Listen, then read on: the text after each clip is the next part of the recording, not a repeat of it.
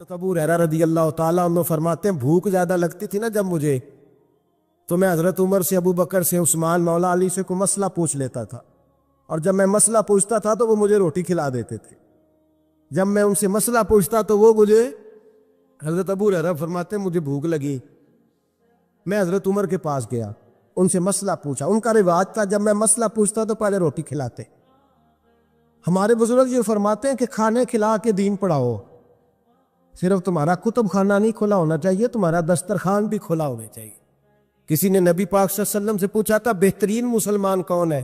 حضور نے فرمایا جو سلام لینے میں پہل کرے اور روٹی زیادہ کھلائے گا، جو روٹی ذبح وقت فکر کرے آ یار تو روٹی کھا لے، روٹی کھانے کی طرف توجہ دلائے۔ کھلانا سنت ہے، زیادہ کھانا اس میں بھی فرق رکھے۔ تو نبی پاک صلی اللہ علیہ وسلم کے صحابی حضرت ابو ہریرہ رضی اللہ تعالیٰ عنہ فرماتے ہیں میں نے حضرت عمر سے مسئلہ پوچھا، میں نے کہا حضور مسئلہ بتایا، تو کہتے پہلے ان کی عادت تھی جب میں مسئلہ پوچھتا تو روٹی بھی کھلاتے، آج انہوں نے مسئلہ ہی بتایا ہے، روٹی کوئی نہیں کھلائی۔ تو مجھے کہنے لگے ابو ہریرہ تو سوچتا ہوگا روٹی نہیں اس نے پوچھی، تو نے کب سے کھانا نہیں کھایا؟ میں نے کہا آج صبح سے۔ تو جناب عمر کہنے لگے میں نے کل صبح سے نہیں کھایا۔ چل ابو بکر صدیق کے گھر مسئلہ پوچھتے ہیں، کہتے جناب صدیق اکبر کے دروازے پہ گئے، جا کر کے ان سے مسئلہ پوچھا۔ ان کی بھی عادت تھی جب کوئی مسئلہ پوچھنے جاتے تو دسترخوان بچھا لیتے، کہتے آؤ روٹی بھی کھلاتا ہوں مسئلے بھی بتاتا ہوں۔ کہتے گئے تو انہوں نے بھی مسئلہ بتایا، روٹی کوئی نہ پوچھی۔ تو کہنے لگے عمر ابو ہریرہ تم لوگوں نے کل پرسوں سے نہیں نہ کھایا ہوگا، اور ابو بکر کو 4 دن گزر گئے ہیں، تھوڑا سا دودھ ملا ہے یا کھجور ملی ہے، روٹی کوئی نہیں ملی، چلو در رسول پہ چلتے، آؤ حضور کی بارگاہ۔ کہتے ہیں نبی پاک کی بارگاہ میں آئے، حضور نے چہرے دیکھے، کریم سے مسئلہ نہیں پوچھنا پڑا۔ میرے مصطفیٰ کریم نے فرمایا بھوک لگی ہوئی ہے تم تینوں کو، 3-4 دن ہو گئے؟ اللہ کے رسول نے فرمایا مجھے پورا ہفتہ ہو گیا ہے۔ سبب کچھ اور ہے جس کو تو خود سمجھتا ہے، زوال بندہ مومن کا بے زری سے نہیں، بھوک نقصان کا وجہ نہیں بنی، وجہ کوئی اور بنی ہے۔ رشوتیں کہ جو بازار گرم ہوئے ہیں لوٹ مار کے، یہ روٹی کے لیے نہیں، یہ زیادہ کھانے کے لیے، یہ بینک بیلنس کے لیے گرم ہے۔ یہ لوٹ مار کا مقصد کوٹھیاں بنانا ہے، روٹی کا تو رب کریم کا وعدہ ہے۔ جو روز روتا ہے شام کو کہ میرا کاروبار کوئی نہیں، اصل میں کہتا ہے بنگلہ کوئی نہیں، اصل میں کہتا ہے کار کوئی نہیں، پٹاروں کوئی نہیں، روٹی تو اللہ عطا فرماتا ہے، اس کا وعدہ ہے۔ فرمایا حضور نے 3 دن بیت گئے، چلو۔ میرا بے تکلف صحابی ابو الحسن انصاری، وہ بڑے نصیب والے ہوتے ہیں جن کو میرے نبی پاک خود کہتے تھے کہ تیری فلانی ذمہ داری ہے۔ اس زمانے کا تو کسی کو کہہ دیا جائے تیری ذمہ داری ہے تو کہتا ہے یہ تو پھٹیکے ڈالنے لگ گیا، یہاں سے تو چھٹی کر جانی چاہیے۔ خوش ہوتے تھے صحابہ کہ ہماری ذمہ داری لگی۔ کہتے ہیں حضرت ابو الحسن انصاری کے گھر گئے، نبی پاک نے فرمایا بھوک پڑی لگی ہے کھانا لا۔ کہتے ہیں حضور نے اسے کہا تو اس آدمی کو تو وجد ہی ہو گیا، اس نے کہا میرے اتنے نصیب کہ حضور کا یہ کھانا کھلا۔ آؤ دیکھو دنیا والو، آج جو سب سے زیادہ عزت والا ہے وہ میرا مہمان بنا ہوا ہے۔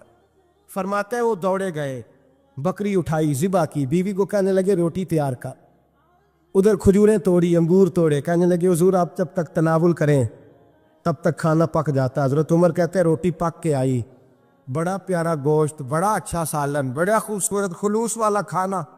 فرماتے ہیں میں نے بڑا ہی کھایا۔ نبی پاک نے نہ ایک روٹی لی اور چھوٹی چپاتی، تھوڑا تھوڑا سالن کونوں سے، اور جب نبی پاک نے کھا لیا تو حضور کی آنکھوں میں آنسو آئے۔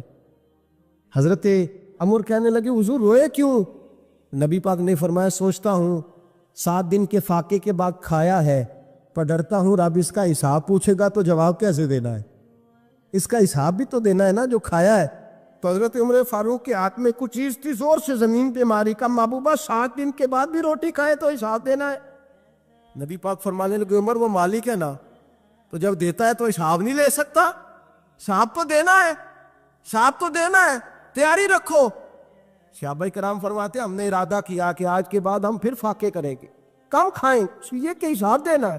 میرے بھائی وہ فاقہ کشی کرتے تھے، ڈرتے تھے، وہاں تو لوگ کھا کے بیمار ہیں، کھاتے جا رہے ہیں سوتے جا رہے ہیں، کھاتے جا رہے ہیں سوتے جا رہے ہیں۔ یہ بھی وقت آئے گا رمضان شریف کا، سویرے درس پہ آؤ کہتے نیند بڑی آتی ہے، سویرے 2 سپارے پڑھ کے سویا کرو کہتے صاحب نیند بڑی آتی ہے، فجر کے بعد ہی تو وقت ہوتا ہے اللہ اللہ کرنے کا، شہری کا، کھاتے جا رہے ہیں سو لوگ جماعت سے نماز نہیں پڑھتے سو جاتے، جماعت کا ثواب چھوڑ کے سو جائیں گے۔ بھائی رمضان مبارک میں فاقہ کشی کی ٹریننگ ہوتی ہے، فاقہ کشی کی تربیت لے رمضان میں، روکے اپنے آپ، تربیت ہوگی۔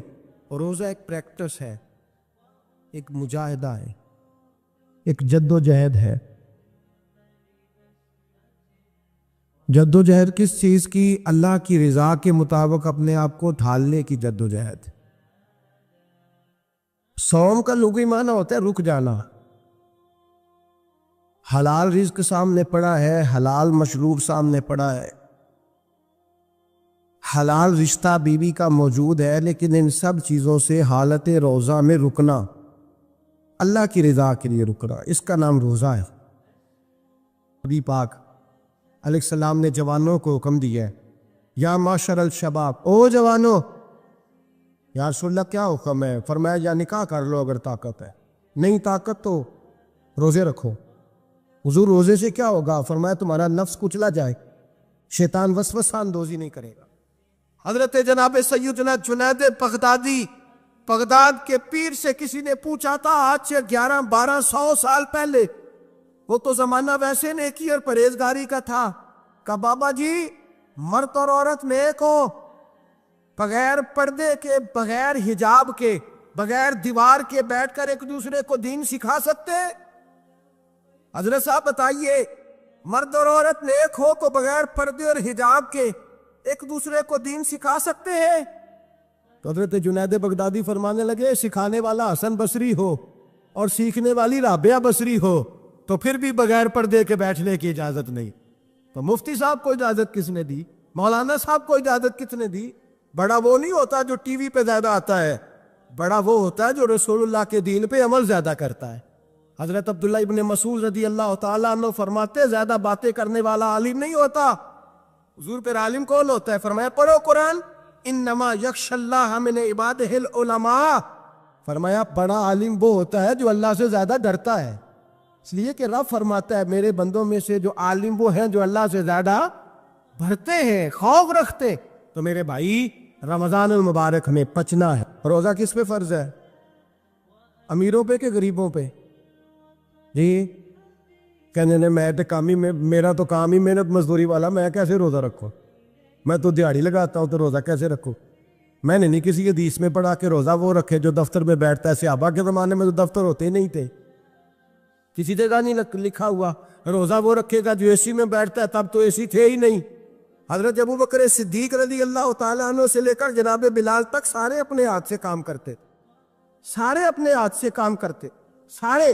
حضرت عمر فاروق رضی اللہ تعالیٰ عنہ خلیفہ وقت ہونے کے باوجود مال غنیمت کے اونٹ چرنے جاتے تھے تو چراگاہ میں چھوڑنے میں جاتے تھے، لینے بھی آتے تھے واپس۔ سارے لوگ اپنے ہاتھوں سے مشقت والے کام کرتے۔ حضرت بلال مزدوری کرتے، سلمان فارسی مزدوری کرتے، مقداد مزدوری کرتے، صحابہ مزدوریاں کرتے، روزے رکھتے، اور رمضان کے جانے کا وقت ہوتا تو در رسول پہ کھڑے ہو کے عرض کرتے محبوبہ دل نہیں بھرا، دل کرتا ہے کبھی رب سارا سال ہی روزے عطا کرے، سارا سال رمضان دے تو ہم سارا سال روزے رکھنے کو تیار ہیں۔ جذبہ تھا، طاقت تھی، ہمت۔ میرے نبی پاک نے فرمایا لکل شیء زکات و زکات الجسد الصوم، فرمایا ہر شے کی زکات ہوتی ہے، وجود کی زکات روزہ ہے، اور روزے رکھو جسم کی زکات نکل جائے۔ فاقہ کرنا بھی میرے نبی پاک کی سنت ہے، مسواک کرنا بھی سنت ہے، اور فاقہ کرنا بھی۔ مسواک والی سنت زیادہ اپناتے ہیں لوگ، فاقہ کرنا بھی نبی پاک کی سنت ہے۔ ایک صاحب مجھے کہنے لگے جناب بیٹھ کے کھانا حضور کی سنت ہے، میں نے کہا کبھی کبھی نہ کھانا بھی نبی پاک کی سنت ہے، نہ کھانا بھی حضور کی سنت ہے۔ اور ہمارے فقہاء نے لکھا ہے جو روٹی زیادہ کھاتا ہے اس میں دو باتیں پیدا ہو جاتی، کیا کیا؟ ایک بولتا زیادہ ہے، دوسرا سوتا زیادہ ہے، غافل ہو جاتا ہے۔ فقہ اور حکیم اطباء ڈاکٹر کہتے ہیں کہ پیٹ خالی رہے نا جس آدمی کا، اس کا حافظہ مضبوط ہوتا ہے، اس کے ذہن کی گرہ کھلتی ہے، زیادہ کھانے سے تو خماری چڑھتی۔ رمضان المبارک وہ عزت اور عظمت والا مہینہ ہے جس کا تعارف کسی عام آدمی نے نہیں، تو رب کریم کے قرآن نے بیان فرمایا ہے اور میرے مصطفیٰ کریم کی زبان اطہر نے بیان فرمایا۔ کہ آنے سے پہلے بخاری مسلم میں حدیث ہے، حضرت سلمان فارسی رضی اللہ تعالیٰ عنہ کہتے ہیں رمضان شروع ہونے سے پہلے نبی پاک نے ہمیں مسجد میں بلایا اور خطبہ ارشاد فرمایا باقاعدہ، اور ارشاد فرمایا لوگو تم پر ایک مہینہ آنے والا ہے جس میں اللہ اپنے بندوں پر خاص قسم کی رحمتوں کا نزول فرماتا ہے۔ خود رسول پاک نے ہمیں کس قدر زیادہ اس مہینے کا اکرام کرنا ہے اور کس قدر زیادہ اس کو اہمیت دینی ہے اور کس قدر زیادہ ہمارے لیے وہ باعث عظمت ہے کہ جس مہینے کے فضائل خود رسول پاک علیہ السلام نے بیان فرمائے۔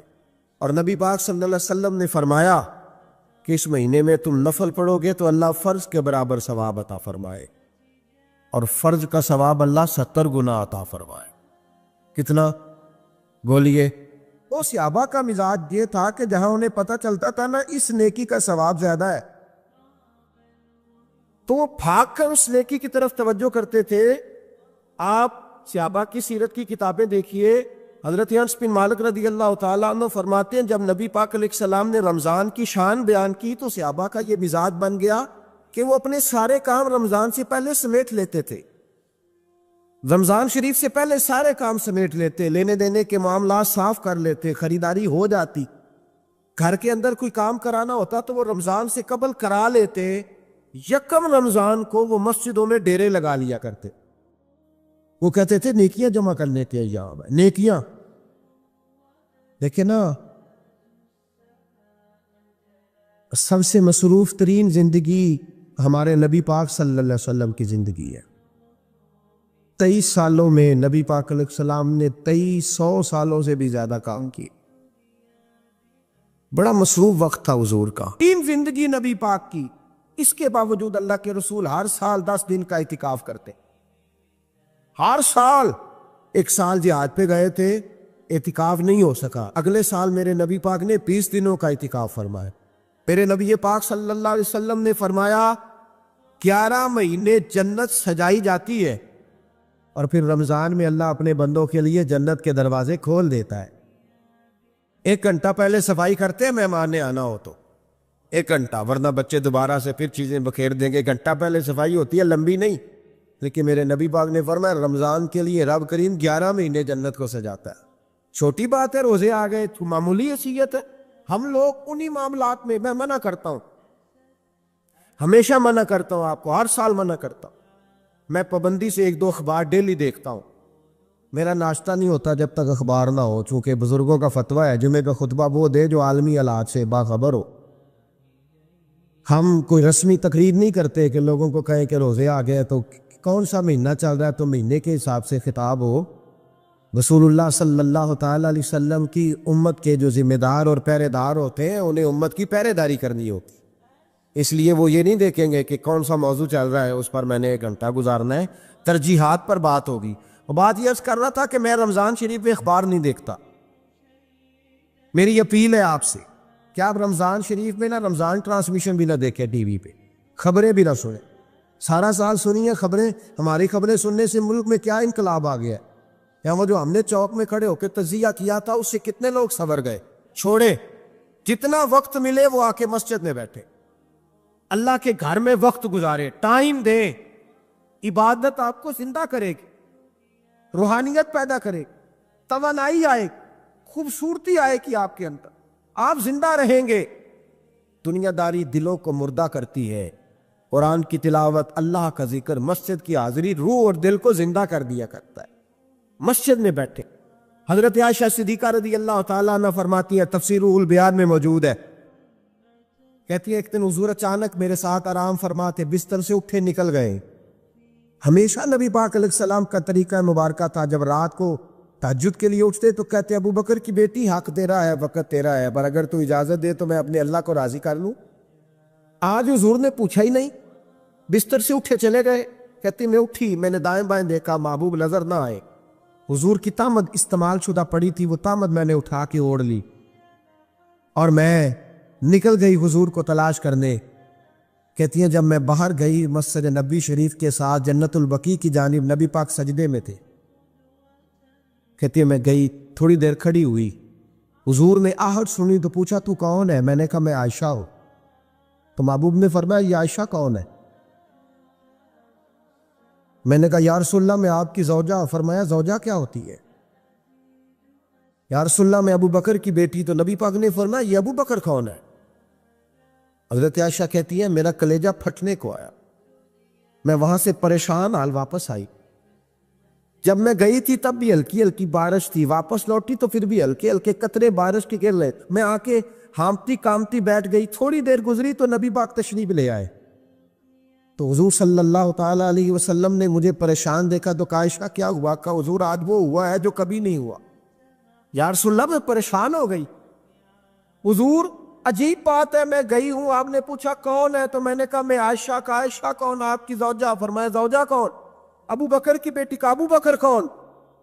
اور پھر حضور میں گئی ہوں تو میرے کپڑے بھیگ گئے، آپ آئے تو کپڑے خشک ہے، سمجھ نہیں آئی. تو لفظ سنو حدیث کے. نبی پاک نے فرمایا عائشہ لی مع اللہ وقت، میرا اپنے اللہ کے ساتھ ایک وقت ہوتا ہے. کس کے ساتھ؟ آج میرا دوستوں کے ساتھ وقت ہے، آج میرا گھومنے کا وقت ہے، آج میرا خوش گپیوں کا وقت ہے، آج میرا سیاحت کا وقت ہے، آج میرا پکنک کا وقت ہے. میرے نبی پاک نے فرمایا لی واللہ وقت، عائشہ میرا اپنے اللہ کے ساتھ، میرا اپنے اللہ کے ساتھ ایک وقت ہوتا ہے. اس وقت نہ وہاں کوئی فرشتہ آ سکتا ہے، نہ کوئی نبی اور مرسل آ سکتا ہے. جب فرشتہ اور نبی نہیں آ سکتے تو عائشہ اور ابو بکر کیسے آ سکتے ہیں؟ تو کہا یا رسول اللہ پھر وہاں ہوتا کون ہے؟ تو حضور فرمانے لگے ایک میں ہوتا ہوں، دوسرا میرا رب ہوتا ہے، تیسرا کوئی موجود نہیں ہوتا. امت کو درس دیا ایک وقت 24 گھنٹوں میں ایسا لایا کر جس میں تو اپنے رب کو دکھڑے سنائے، جس میں تو دعائیں مانگے، جس میں تو عرض و نیاز کرے، جس میں تو اپنے گناہوں کی معافی چاہے. اعلیٰ حضرت کے والد گرامی سے کسی نے پوچھا مولانا نقی علی خان صاحب سے کہ حضرت جی فرعون 500 سال ہی حکومت کر گیا، 500 سال ہی حکومت کر گیا، اللہ کا مقابلہ کرنے والا پکا کافر بے ایمان. تو آپ فرمانے لگے ملا رومی کی وہ کتاب پڑھو مثنوی، جس میں انہوں نے لکھا ہے کہ جب ساری دنیا سو جاتی تھی تو فرعون اٹھ کے مصلے پہ بیٹھتا تھا، کہتا تھا یا اللہ معاف کر دے، رب تو ہی ہے، گناہگار بڑا ہوں پر مہربانی کر. روز معافیاں مانگتا تھا تو رب کریم کی قدرت نے مہلت دی کہ روز توبہ کرتا ہے، چلو ایک دن سچی بھی کاری جائے تو اچھا ہے. اللہ نے مہلت دی. اور میرے بھائی اگر تو روز رات مصلے پہ بیٹھے تو تجھے مہلت ملے، عذاب نہ آئے. اگر تو اپنے رب کے ساتھ تنہائی کرے تو اللہ تجھے مہلت دے، سزا نہ دے. لیکن ہم یہ وقت نکالتے ہی نہیں. اللہ کے ساتھ میت کا ہمارا مزاج ہی نہیں. ترمذی شریف پہ نبی پاک علیہ السلام نے فرمایا دنیا داروں کو دکھڑے نہ سنایا کر، مالداروں کے سامنے رونے نہ رویا کر. یہ تجھے کیا دے سکتے؟ تو اٹھ کے جائے گا تو کہیں گے محنت کرتا نہیں، روز مانگنے آ جاتا ہے. دنیا داروں کو دکھڑے نہ سنا، اور میں دکھ سنا تو اپنے رب کو سنا، اللہ والوں کو سنا، اللہ کے نبی کو سنا. اس سے مراد یہ سارے کہا دکھڑے اپنے رب کو سنا. اگر تو اپنے رب کو دکھڑے سنائے گا تو تھوڑی دیر ضرور ہوگی، لیکن ایک دن ایسا ضرور آئے گا. میرے مصطفیٰ کریم فرماتے ہیں رب تجھے دنیا سے بے نیاز کر کے مالا مال فرما دے گا. دھوکے کا مزاج نہ بنا، کینچی لے کے نہ کون کے کیسے جیب کر سکتی. اللہ کو ٹکڑے سنا.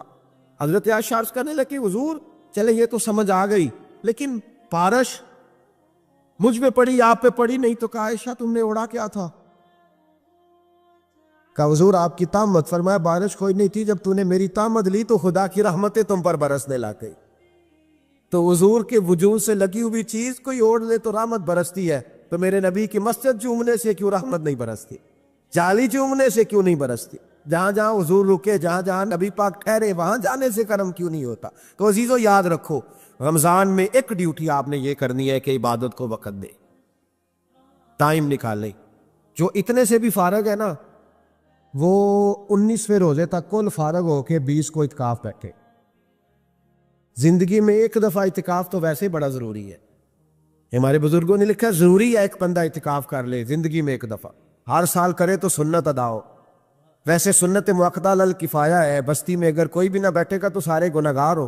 وہ حضرت سیدہ اسماء کہا کرتی تھی نبی پاک نے مجھے کہا تھا اسماء اللہ کے راستے میں گن گن کے نہ دینا ورنہ وہ بھی تجھے گن گن کے دے گا. جب ہم رب کریم کو وقت اس طرح دیتے ہیں کہ دنیا داری کے لیے تو ساری ہمارے پاس ہمتیں موجود ہے، اور تراویح کا وقت آیا تو بہانے ڈھونڈنے لگ گیا. تراویح کا وقت آیا تو وہ جو ہے اس نے شروع کر دی بات کہ جناب میرے فلان جگہ تکلیف ہے اور مجھے بلڈ پریشر ہو جاتا ہے تو پسینہ بڑا آتا ہے، تو اب تو آسانیاں ہی بڑی ہے۔ صحابہ کہتے جب ہم مسجد نبی میں نماز پڑھنے جاتے تھے، بارش ہوتی تھی تو مسجد میں پانی کھڑا ہوتا تھا، کیچڑ کھڑا بن جاتا تھا، تو ہم اپنی جھولیوں میں خشک مٹی ڈال کے لے جاتے، اپنی اپنی جگہ بچھا لیتے مٹی، اور پھر ہم نماز پڑھتے تو ہمارے پیشانیوں پر بھی مٹی لگ جاتی۔ ایک صحابی جھاڑ رہے تھے تو نبی پاک نے فرمایا نہ جھاڑ، جب تک چہرے پہ رہے گی فرشتے درود بھیجتے رہے گے۔ اب تو ایسی لگے ہوئے مسجد میں، پھر بھی تو تراویح نہیں پڑھتا۔ تو ایک تو عبادت کو ٹائم دے، دوسرا قرآن مجید زیادہ سے زیادہ پڑھے، رمضان میں زیادہ سے زیادہ پڑھے، مسجدوں میں ٹائم دے۔ ایک بات اور، یہ حضرت علی کا قول ہے، اس کو دل کی تختی پہ لکھ لینا، دل کی تختی پہ، شیر خدا کی شیروں جیسی باتیں۔ حضرت مولا علی شیر خدا فرمایا کرتے تھے وہ نیکی کرنے والا اچھا نہیں جو نیکی کر کے اکڑ جاتا ہے اور دوسروں کو گناہ گار سمجھتا ہے، وہ نیکوکار اچھا نہیں۔ فرمایا کرتے تھے اس سے وہ گناہ گار اچھا ہے جو گناہ کر کے کم از کم شرمندہ تو ہوتا ہے نا۔ فرماتے ہیں جو گناہ کر کے شرمندہ ہو وہ زیادہ اچھا ہے اس سے جو نیکی کر کے اکڑ جائے۔ تو تھوڑی سی نیکی کر کے، پرہیزگاری کر کے ساری دنیا کو گناہ گار سمجھنے لگ جانا، یہ تو بت پیدا کر لیا تو نے اپنے ہاتھ۔ اس بت کو توڑ دے، پتہ نہیں کون کب آئے اور اللہ کا ولی بن جائے۔ حضرت انس بن مالک رضی اللہ تعالیٰ عنہ فرماتے ہیں جس طرح تیز آندھی چلتی ہے، ذرا مثال دیکھے صحابی کی کتنی خوبصورت، فرماتے ہیں جس طرح تیز آندھی چلتی ہے نا، اس طرح رمضان میں میرے نبی کی سخاوت چلا کرتی تھی۔ نبی پاک ہر سائل کو دیتے، جو قیدی بند ہوتے نا، قیدی جنگ کے قیدی کفار، حضور انہیں بھی آزاد کر دیتے رمضان، فرماتے جاؤ تمہیں آزاد کیا، سخاوت کرے۔ اور میرا مشورہ ہے اس دفعہ غریبوں سے غریب سخاوت کرے، نسخہ دے رہا ہوں امیر ہونے کا، تو سخی ہو جا، رب کریم تجھے امیر کر دے گا، سخی بن جا۔ مالا مالے سخی نہیں ہوندے تے سخیاں کول مال نہیں ہوندا، ایتھے اوتھے دوواں جہان نہیں، سخی کنگال نہیں ہوندا، سخی بن جاؤ۔ میرے نبی پاک علیہ السلام نے فرمایا بندہ کبھی بھی جیب کا سخی نہیں ہوتا، سخی وہی ہوتا ہے جو دل کا ہوتا ہے۔ غریبوں کو میرا مشورہ ہے کہ 10 روپے دو لیکن رمضان میں روز دینا، ہر شام دینا، غریبوں کو ساتھ بٹھاؤ، روٹیاں کھلاؤ، افطاریاں کراؤ، غریبوں کے گھروں کے اندر سوٹ پہنچاؤ، مدارس کے طالب علموں کو کپڑے خرید کے دو، جو کچھ نہیں دے سکتا وہ ایک مسواک لا کے دے، ڈیوٹی کرو، اپنے دائیں بائیں غریبوں کا خیال رکھو۔ جن گھروں میں اکثر دیکھتے ہو کہ دال کا شاپر جاتا ہے، وہاں رمضان شریف میں صبح صبح گوشت پہنچاؤ، مہربانی کرو، غریب۔ حضرت عبداللہ ابن عمر رضی اللہ تعالیٰ عنہ ہر روز مدینے کے مسکینوں کو ڈھونڈ کے لاتے تھے، فرماتے تھے کہ ان کو ایک تھیلا دینا میں عزت نہیں سمجھتا، ڈھونڈ کے لاتے غریبوں کو اور اپنے سامنے دسترخوان بچھاتے رمضان میں، اور پھر ان پہ کھانے چنتے اور فرماتے غریب کھائیں گے تو میرا اللہ راضی ہوگا، ساتھ بٹھا کے کھلاتے۔ ایک بڑی عجیب بات ہو گئی، گھروں میں ہو جاتی ہے، جن گھروں میں زیادہ مہمان آتے ہیں وہاں یہ مسئلے بن جاتے ہیں۔ ایک دن زوجہ کہنے لگی کھانا آپ کا یہ آج مہمان کو نہ لائیے گا، کہہ دیتی ہیں نا بیویاں کبھی کبھی، یہ نافرمانی نہیں۔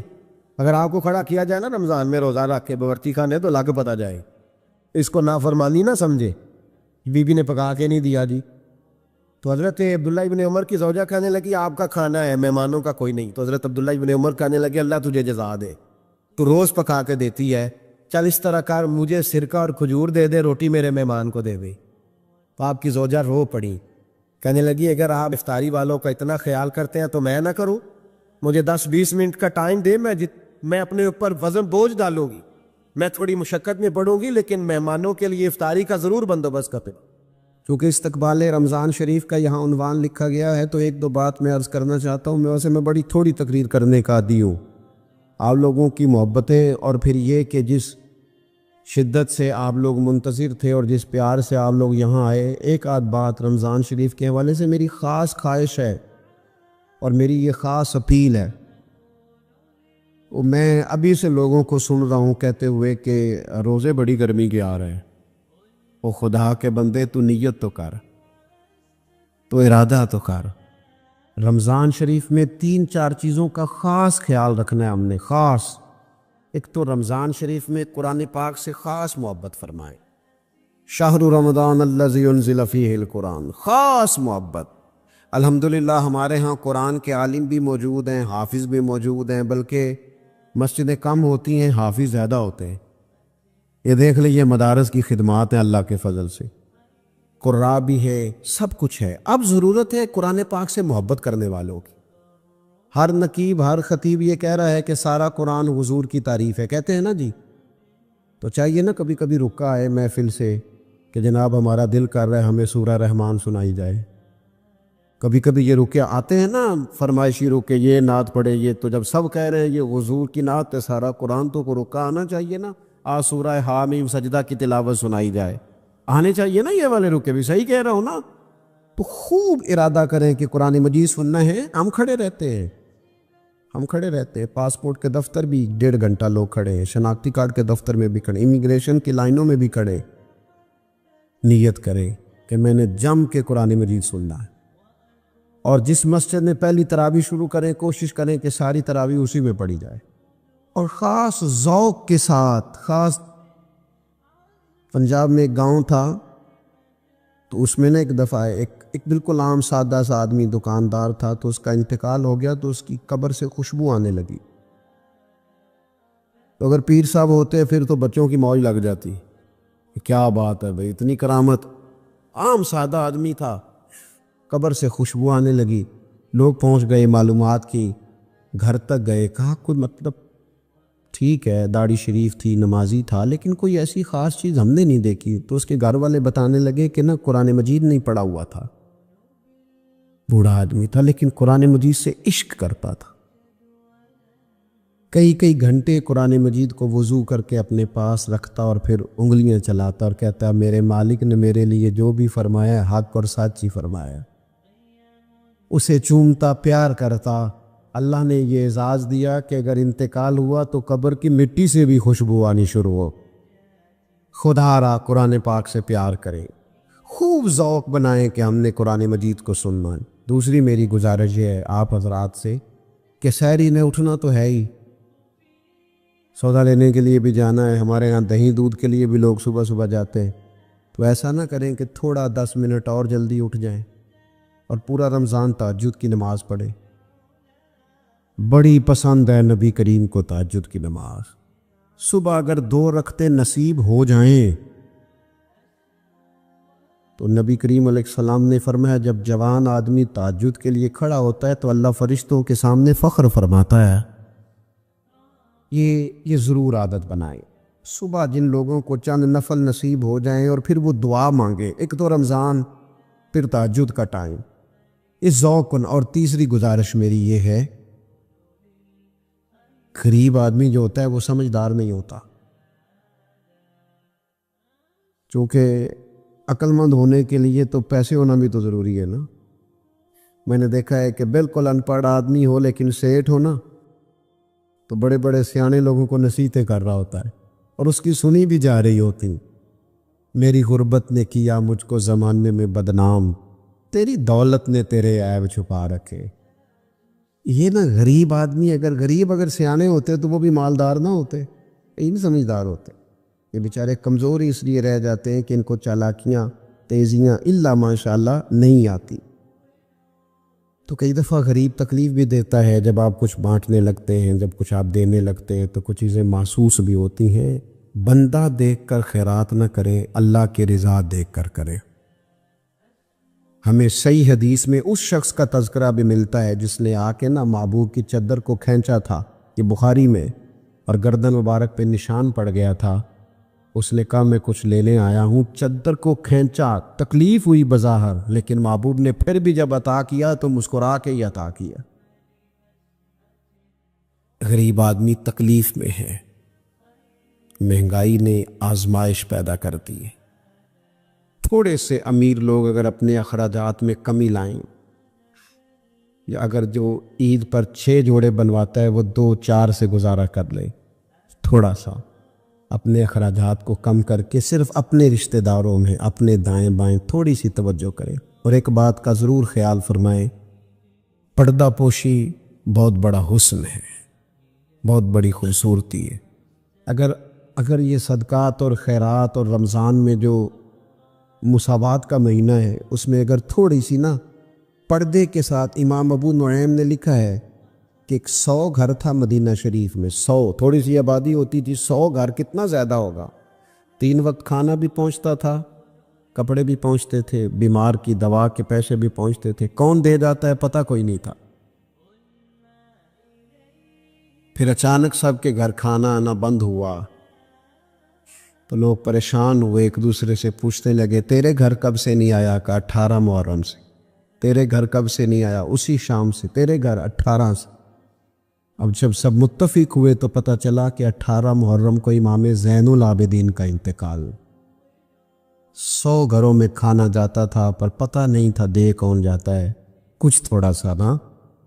کچھ خبریں ایسی ہیں جو حضرت عمر بن عبدالعزیز صبح اپنے خادم کو نا ایک سارے دن کے کاموں کی لسٹ دیا کرتے تھے، تو ایک دن لسٹ دی تو وہ چاہیے تو یہ تھا نا کہ اس پہ لکھا ہوتا تھا کہ 11 بجے محکمہ تعلیم والوں کو بلانا، ظہر کے بعد دفاع والوں کو بلانا، شام کو صحت والوں کو بلا لینا۔ وہ لسٹ جو دی تو اس پہ لکھا تھا کہ کل 5000 درود پاک کم رہ گیا تھا، آج زیادہ پڑھنا ہے۔ وہ فلاں بیوہ کے گھر میں راشن پہنچانا ہے۔ وہ 2-3 لائنیں ابھی پڑھی تھیں کہ وہ حضرت نے چھین لی، فرمایا یہ تو میری ذاتی ہے۔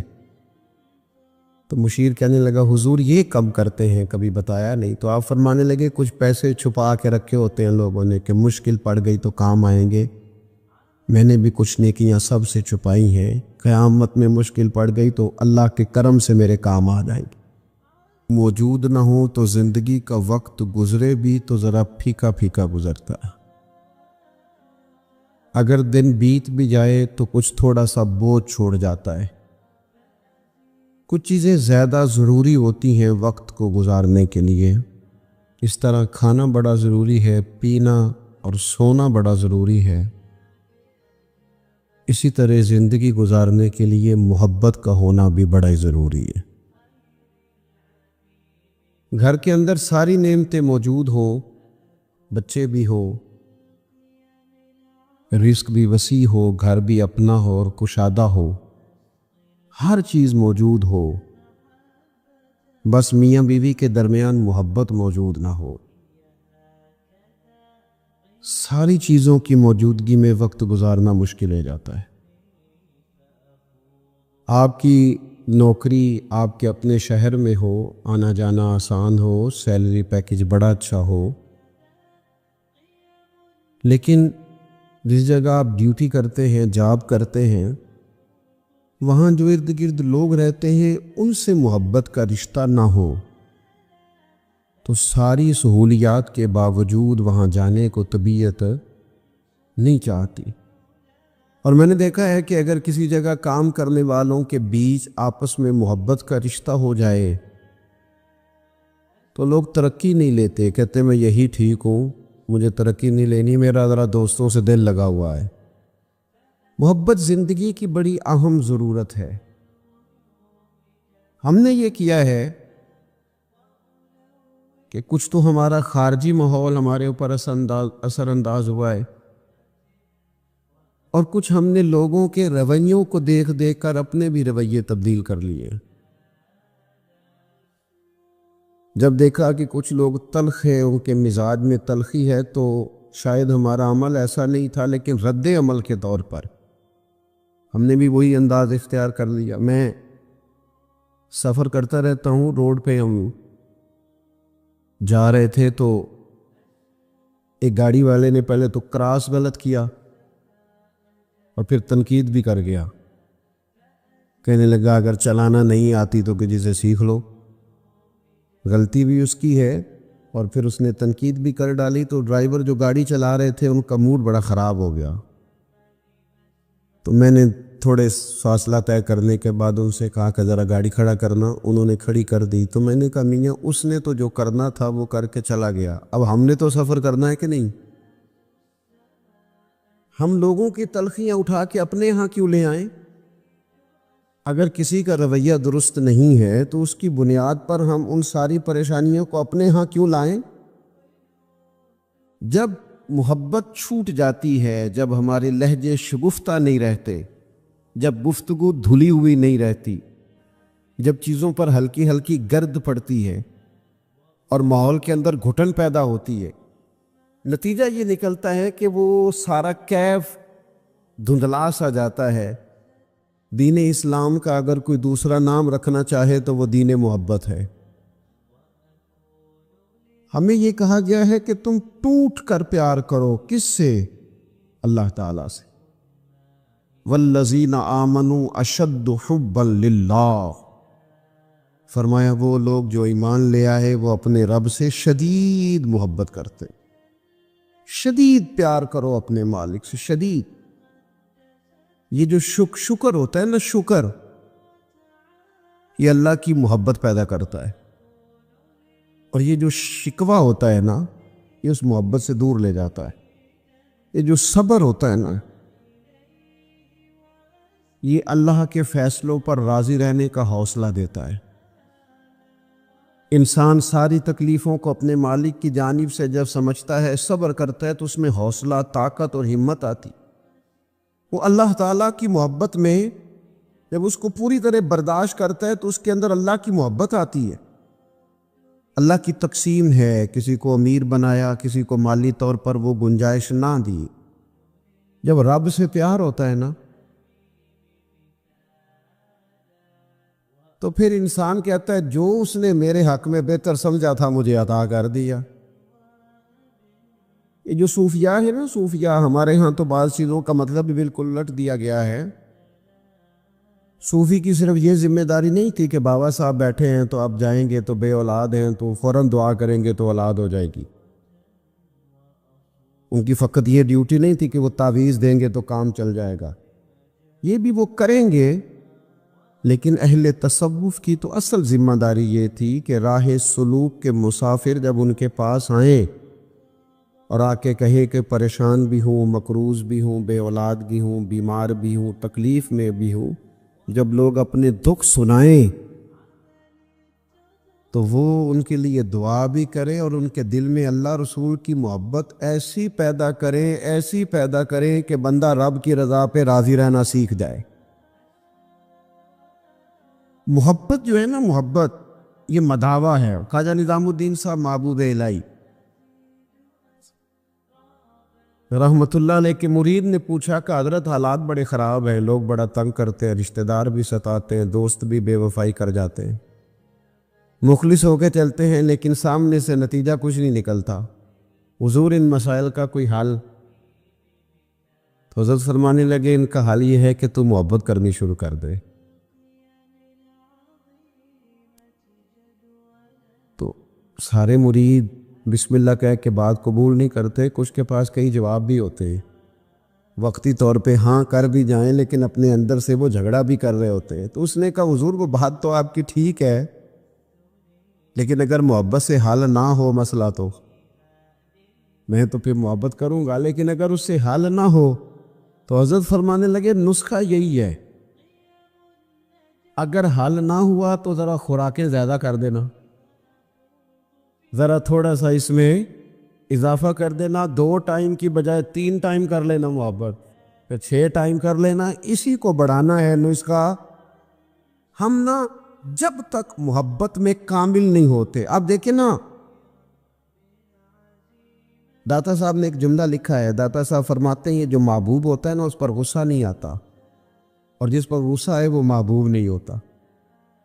محبوب پر غصہ نہیں آتا۔ فرماتے ہیں جب رب رسول محبوب ہو جاتے ہیں نا تو پھر سخت احکام بھی بندہ بڑی دل جمی کے ساتھ قبول کرتا ہے، اور اس کے لیے ذرا تھوڑا سا کیا کہا رسول پاک علیہ السلام نے، ہمارے کریم محبوب علیہ السلام نے ہمیں کہا کہ تکمیل ایمان کی شرط یہ ہے کہ تم ہر چیز سے بڑھ کر اپنے نبی سے محبت کرو۔ ہمیں نہ پہلے اس پر غور کرنا ہے، اس پر پوری توجہ کرنی ہے، اس بات پر کہ ہمارے دلوں میں محبت کی وہ کیفیات، ہم ساری چیزوں کا حل تقریروں سے چاہتے ہیں، تقریریں بھی بڑا اثر کرتی ہیں، بڑا فائدہ کرتی ہیں، پر لیکن جو اثر کیفیت کرتی ہے نا، کیفیت، آپ کا کوئی اپنا رو رہا ہو تو اسے دیکھ کر خود بخود آنسو آ جاتے، آپ کا کوئی بچہ خوش ہونا تو اسے دیکھ کر خود بخود طبیعت خوش ہو جاتی، پہلے یہ عملاً دیکھنا ہے کہ رسول رحمت علیہ الصلاۃ والسلام کی محبت ہمارے اوپر کس طرح طاری ہے، اس کی کیفیات۔ والد صاحب اکثر پریشان رہتے ہیں، کاروبار نہیں چلتا، حالات ٹھیک نہیں ہے، معاشرے میں سوسائٹی میں گزارا کرنا مشکل ہو گیا ہے، کئی دکھ اگرچہ گھر نہیں لانے چاہیے پر کئی سارے دکھ گھر آ گئے ان کے ساتھ۔ بچوں نے دیکھا اپنے والد کو پریشان، کئی چیزیں بچوں پر طاری ہو گئیں، بچوں کی اماں نے انہیں بتایا کہ آج کل فرمائش کوئی نہ کرنا، تمہارے ابا پریشان ہیں، آج کل شرارت کوئی نہ کرنا، تمہارے والد ناراض ہیں، غصے میں۔ یہ ساری باتیں بچوں نے دیکھیں۔ اللہ کرے آپ میری بات پر زیادہ توجہ فرمائیں۔ بڑا اچھا نسخہ دیا تھا حضرت قبلہ مفتی صاحب نے کہ کبھی کبھی موبائل چھوڑنے بھی چاہیے۔ مجھ سے دوست پوچھتے رہتے ہیں باتیں، تو ایک دوست نے کہا کوئی ریاضت، کوئی مجاہدہ بتائیں، تو میں نے کہا پہلا مجاہدہ یہ ہے کہ 30 منٹ موبائل نہیں نکالنا جیب سے، اس پہ عمل کرو، پھر اگلا نسخہ بھی بتائیں گے۔ لیکن وہ بھی بس مسکرائے تھے، جس طرح صرف آپ بھی مسکرائی ہیں نا، خالی اتنا ہی کیا تھا انہوں نے بھی جتنا کو آپ نے کیا ہے، اور پھر اس کے بعد انہوں نے وہی کیا جس کی مجھے اب بھی امید ہے کہ یہ مجاہدہ مشکل کام ہے میاں، اور بھی غم ہے زمانے میں اس موبائل کے سوا۔ تھوڑی توجہ کریں، چند ایک گزارشات کرنی ہے آپ غور کریں گے میری بات پر۔ کئی قسم کی پریشانیاں ہمارے گھر آ جاتی ہیں، ہمارے بچے اس کا شکار ہوتے ہیں اور اس تکلیف اور اس درد اور اس کس کو محسوس کرتے۔ تو کبھی ایسا بھی تو ہونا کہ رات کو اچانک والد رو پڑے، اور جب اس کی آنکھوں میں پوری طرح آنسو بہہ جائیں اور اس کی ہچکیاں بند جائیں تو بچے اکٹھے ہو کے اپنی والدہ سے پوچھیں والد کو کیا ہے؟ اس پریشانی میں اور اس انداز میں تو ہم نے کبھی نہیں دیکھا، کاش کبھی ایسا ہونا۔ اور جب بچے اصرار کریں تو والدہ کہ بیٹا تمہارے والی بات نہیں، اماں بتائیے ابا کو کیا ہے؟ تو ماں درد سے کہے بیٹا تمہارے والد کو نا نبی کریم کا مدینہ یاد آتا ہے، ان کو حضور کا شہر مبارک یاد آتا۔ یہ جب یہ کیفیات ہماری اولاد تک پہنچیں گی تو اس کا جو اثر ہوگا نا، لیکن نا حضرت خالد بن میدان رضی اللہ تعالیٰ عنہ صحابی ہے، ان کی صاحبزادی کہتی ہیں میرے والد رات کو کہا کرتے تھے کسی صحابی کو بلا کے لاؤ، تو میرے بھائی یا گھر والے کوشش کرتے اور محبوب کریم علیہ السلام کے غلاموں میں سے کسی کو بلا کے لاتے، اور پھر ان کو حضور علیہ السلام کے پاس، حضور کے اس صحابی کے پاس بٹھایا جاتا۔ فرماتی ہیں پھر میرے والد ان سے فرمائش کرتے کہ مجھے میرے کریم رسول کی کوئی بات تو سناؤ، کوئی بات، کوئی تذکرہ۔ ہمارے ہاں چونکہ تقریریں روز ہوتی ہیں، جمعے میں تقریر ہو رہی ہے، محفل میں تقریر ہو رہی ہے، تو وہ لینے کا خاص ذوق اور لہجوں کا وہ وضو اور نیتوں کا وہ خلوص اور کشکول کا وہ سیدھا ہونا اور حصول کا وہ جذبہ، اس کیفیت کا اللہ ماشاءاللہ نہیں رہا۔ کہا کوئی حضور کی بات سنائے تو کہتے ہیں وہ کریم محبوب کے صحابی میرے والد کو میرے نبی کی جب کوئی بات سناتے تو میرے والد رونا شروع کرتے، اور جب کچھ لمحے اس کیفیت میں گزار لیتے تو پھر ان کے لیے وہ دن رات گزارنا آسان ہو جاتا۔ جب نبی پاک علیہ السلام کی محبت کا یہ غلبہ طبیعتوں پر طاری ہوگا، مزاجوں پر یہ غالب ہوگا۔ ہم نے نا ابتدا ہی سی بالکل شروع سے ہی اپنے بچوں کو دولت کی بات سنائی، انہیں سکھایا پیسے کیسے کمانے، وہ فلاں کا بچہ ڈاکٹر بن گیا اتنے پیسے کما رہا ہے، فلاں کا بچہ انجینئر بن گیا اتنے پیسے کما رہا ہے۔ ہم نے اپنی اولادوں کا اچھا وہ نتیجہ کیا نکلا، رزلٹ یہ نکلا کہ وہ بچوں کو پتہ چل گیا کہ سب سے قیمتی چیز تو دولت ہوتی ہے۔ اور پھر ایک ٹائم ایسا آیا کہ انہوں نے نا اپنے والد سے یہ کہنا شروع کر دیا کہ ابا جی اگر آپ بھی کوئی ڈھب کا کام کر لیتے تو آج ہمارے پاس پیسے زیادہ نہ ہوتے، کیونکہ ان کو جو سکھایا گیا تھا، اگر محبت کے انداز سکھائے جاتے شروع سے وہ چیزیں، لیکن نا ہم کتنی باتیں انہیں سکھاتے، اگر ان کے لہجوں میں وہ خلوص پیدا کرنے کی کوشش، حضرت لقمان علیہ السلام نے کئی نصیحتیں کی ہیں اپنے بچوں کو، اور قرآن مجید نے سورہ لقمان کے اندر آپ کی ان نصیحتوں کو بیان فرمایا۔ ایک مقام پہ حضرت لقمان نے اپنے بیٹے سے کہا تھا کہ بیٹا لفظ نہیں، تیرا نا لہجہ بھی ٹھیک ہونا چاہیے، کچھ لوگوں کے لفظ ٹھیک ہوتے ہیں، لہجہ ٹھیک، لہجے بھی بعض اوقات اگر محبت والے نہ ہوں تو بڑی تکلیف دیتے ہیں۔ وہ شوگر کے مریض ہیں، مثال دے رہا ہوں، شوگر کے مریض ہیں سسر صاحب، تو بہو نے پوچھا تھا ان سے صبح میں کہ ناشتہ لاؤں، تو انہوں نے کہا بیٹا ابھی میرا جی نہیں چاہتا، لیکن وہ شوگر ہے، گھنٹے دو کے بعد کمزوری ہے، بھوک لگ گئی تو آواز دی بیٹیا ذرا کھانا تو لانا، تب وہ ناراض ہو گئی، ابا جی میں نے تو صبح بھی پوچھا تھا آپ سے، گھنٹہ پہلے بھی، ابھی آپ نے پھر کھانا، اچھا وہ لے آئی، پر برتن ذرا زور سے پٹکے، اس نے دروازہ ذرا زور سے بند کیا، بوڑھوں کو اپنی تذلیل محسوس ہوئی، وہ لہجہ ٹھیک نہیں تھا۔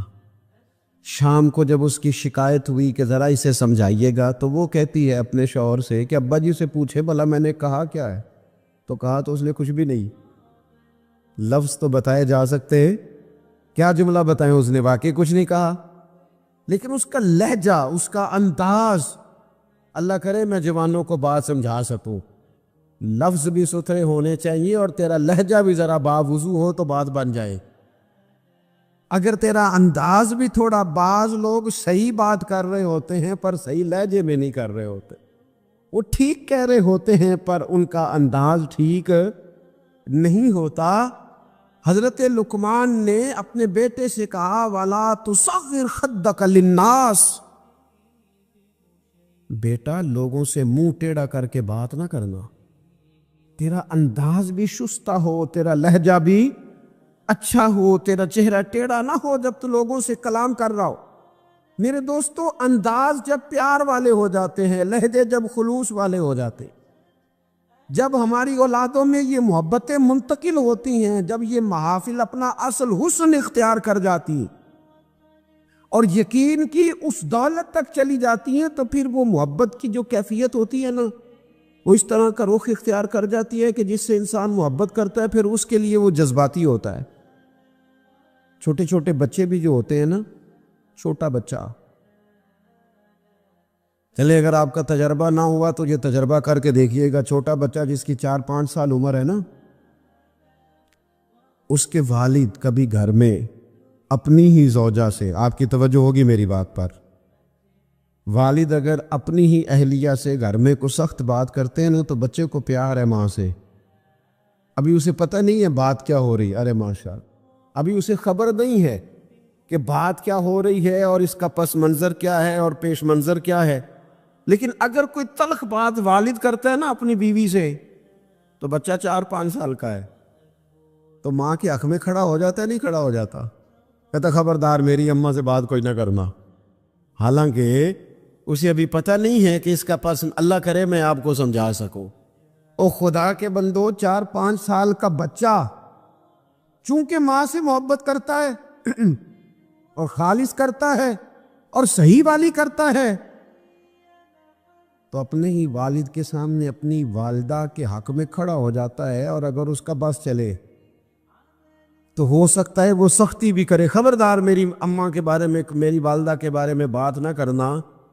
تو 5 سال کے بچے کو اگر ماں سے محبت ہے تو اس محبت میں اتنا جذباتی ہے، تو اگر امتی کو رسول پاک سے سچی محبت ہو، امتی کو اگر سچی محبت ہو،